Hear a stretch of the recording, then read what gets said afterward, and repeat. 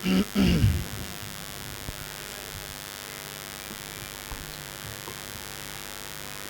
اللہ الرحمن الرحیم الحمد للہ وکفا وسلام علی عبادہ الذین اصطفیٰ اما بعد۔ الحمدللہ آپ کا جلسہ پورا ہو گیا ہے اور علماء کرام کے بیانات بھی آپ نے رات سے اب تک سنے ہوں گے۔ اب بالکل وقت باقی نہیں ہے کسی بیان کا، تو بیان نہ کر کے دو باتیں کہہ کر دعا کریں گے۔ ایک بات تو یہ ہے کہ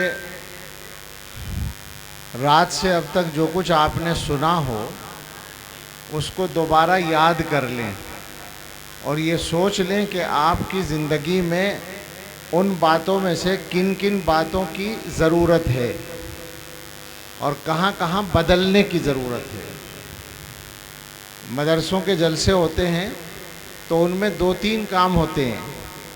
ایک تو یہ کہ مدرسہ اپنی کارگزاری آپ کے سامنے پیش کر دیتا ہے، اپنے پڑھے ہوئے بچوں کو بتاتا ہے کہ انہوں کو ہم نے پڑھایا ہے، ایسا سکھایا ہے۔ آپ سے اس کا رابطہ ہوتا ہے تو مدرسے کے خرچ کے لیے آپ تعاون کرتے ہیں، مدد کرتے ہیں، یہ دوسرا کام ہوتا ہے اور یہ بھی ضرورت کا کام ہے۔ اللہ تعالیٰ مدرسوں کو اسی طرح چلا رہے ہیں۔ لیکن ایک تیسرا کام آپ کی ضرورت کا ہونا چاہیے اور وہ یہ کہ مدرسے کے جلسے سے آپ کی زندگی میں کوئی فائدہ پہنچے۔ وہ فائدہ پہنچنے کا طریقہ یہ ہے کہ آپ ارادہ کریں اپنی زندگی کو بدلنے کا۔ یہ بات مان کر چلنی پڑے گی کہ ہم لوگ جس طرح کی زندگی گزار رہے ہیں اس میں بہت کچھ گڑبڑ ہے، اسے ٹھیک کرنا ہمارا کام ہے، تو اس کو ٹھیک کرنے کی فکر کریں۔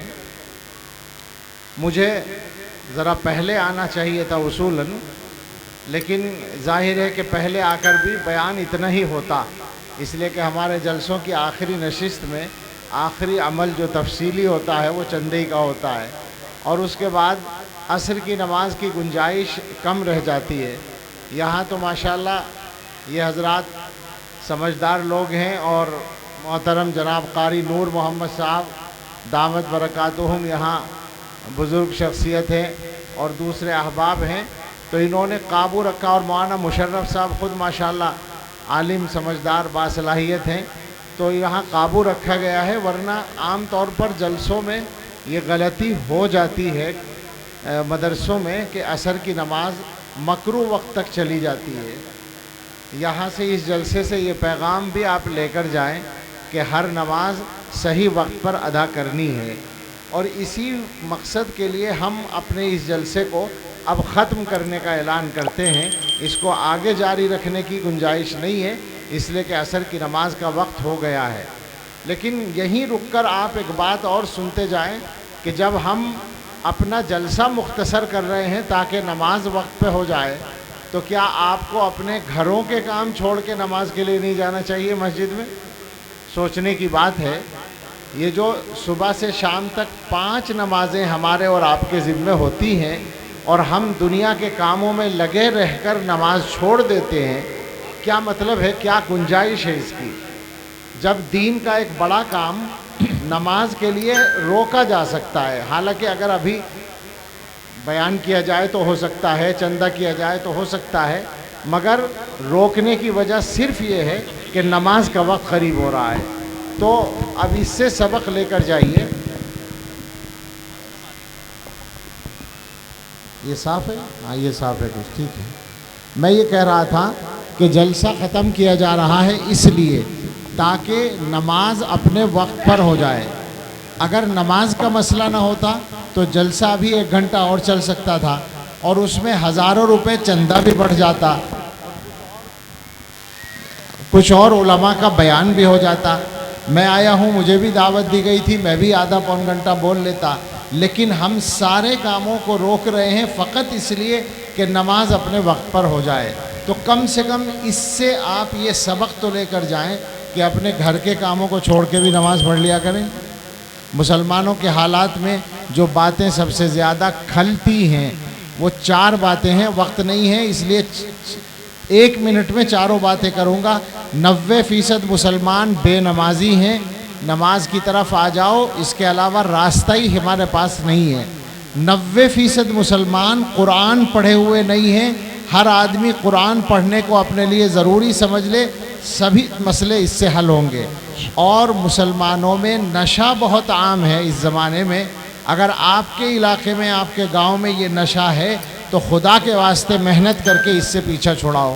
اور ایک مسلمانوں میں پورے ہندوستان میں سودی قرضہ عام ہے، اگر آپ کے گاؤں میں سودی قرضہ ہے تو اس سے اپنا پیچھا چھڑانے کی کوشش کرو۔ اگر اس وقت کی نشست میں اتنا ہی پیغام آپ یاد کر کے لے جائیں، میرا خیال ہے بہت کچھ ہے اگر عمل کر لیا جائے۔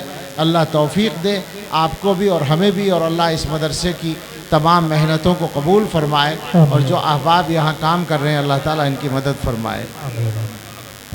ہاں یہ ٹھیک ہے، اس میں لگ جائے ہو جائے گا۔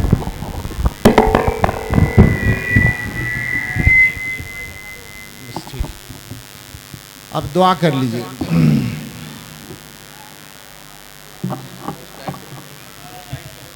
ماشاءاللہ آپ لوگ اس طرح دیتے ہیں کہ آپ کے مدرسے کے پاس بچت موجود ہے نا، تو میرا خیال یہ ہے، پتہ نہیں مجھے کہنی چاہیے یہ بات یا نہیں، مگر میں بھی ایک مسلمان ہوں اور ہندوستان بھر میں جہاں کہیں مناسب لگتا ہے کہتا ہوں اساتذہ کی تنخواہ بڑھا دینی چاہیے، تعمیری کام بھی ہونا چاہیے اور اساتذہ کی تنخواہ بھی۔ مدرسوں میں اور مسجدوں میں جو تنخواہیں چل رہی ہیں ان کو بڑھانے کی ضرورت یقینی طور پر ہے، ضرورت ہے کہ اس پر توجہ دی جائے۔ میں نہیں جانتا یہاں کیا تنخواہ ہے، لیکن میں یہ کہنا چاہتا ہوں کہ پورے ہندوستان میں، کل گجرات کے بہت بڑے اداروں میں تھا اور وہاں بھی میں نے یہ بات کہی کہ مدرسوں کے حالات کو سدھارنے میں اس بات کی بھی ضرورت ہے۔ تو مدرسوں کی تنخواہوں کو اچھا کرنے کی کوشش کیجئے تاکہ یہ مدرسے زیادہ سے زیادہ آباد رہیں، اسی میں ہم سب کی کامیابی ہے۔ دعا کر لیجئے۔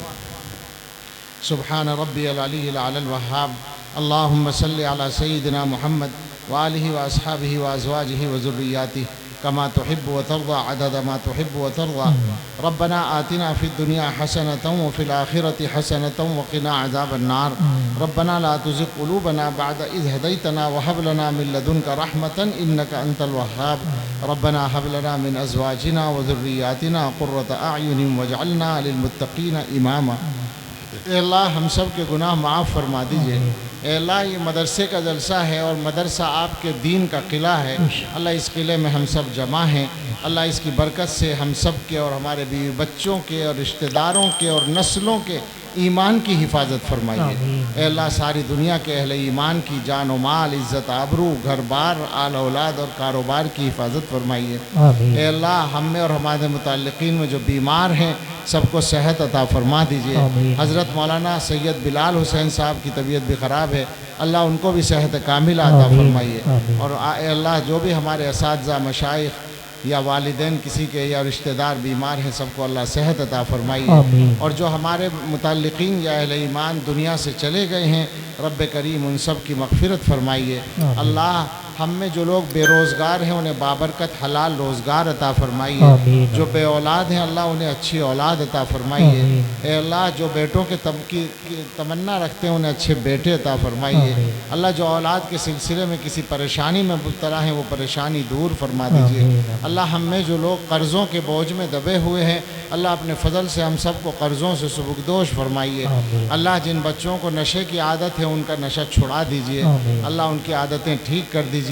جن گھروں میں سودی قرضہ آ رہا ہے اللہ اس سے پیچھا چھڑا کر بابرکت حلال روزی عطا فرما دیجیے۔ اے اللہ دین کے تمام خدام کی حفاظت فرمائیے اور ان کی مدد فرمائیے۔ اللہ دین کے ہر صحیح کام کی حفاظت فرمائیے۔ اللہ ہر مدرسے کی حفاظت فرمائیے، ہر مسجد کی حفاظت فرمائیے، دعوت و تبلیغ کے کام کی بھی حفاظت فرمائیے اور ہر صحیح خانقاہ کی حفاظت فرمائیے اور دین کے ہر صحیح کام کی حفاظت فرمائیے۔ اللہ اس مدرسے کو بھی قبول فرمائیے اور اسے ترقی عطا فرمائیے۔ یہاں کے ذمہ داران، اساتذہ، معاونین، طلبہ اور محبت کرنے والے بشمول ہمارے قاری صاحب اور تمام متعلقین، اللہ سب کی مدد فرمائیے آمین۔ اور حفاظت فرمائیے آمین۔ اور کاموں میں قبولیت و مقبولیت عطا فرمائیے۔ آمین۔ اے اللہ ہم سب سے راضی ہو جائیے اور ہمیں اپنے اچھے بندوں میں شامل فرما لیجیے۔ آمین۔ اللہ اس پورے مجمع پر، ہم سب کے دلوں پر، ہمارے گھروں پر، اس پوری بستی پر اپنی خاص رحمت کی نظر ڈال دیجیے۔ آمین۔ اے اللہ آنے والے وقت کو ہم سب کے لیے اور پوری امت کے لیے گزرے وقت سے بہتر بنا دیجیے آمین۔ اور سب سے بہتر ہم سب کے آخری وقت کو بنا دیجیے، آمین۔ اور اللہ اپنے فضل و کرم سے ہماری دعائیں قبول فرما لیجیے۔ آمین۔ ربنا تقبل منا انک انت السمیع العلیم وتب علینا انک انت التواب الرحیم وصلی اللہ علی سیدنا محمد وآلہ واصحابہ اجمعین۔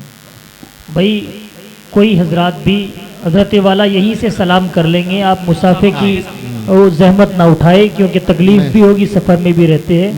مجھے بہت جلدی ہے، آگے بھی مجھے سفر ہے ابھی باقی، کوئی بھی آدمی مسافہ نہ کرے، میں معذرت چاہتا ہوں۔ میں سلام کر رہا ہوں، آپ جواب دے دیں، میں دعا کروں گا انشاءاللہ۔ السلام علیکم ورحمۃ اللہ وبرکاتہ۔ جو باہر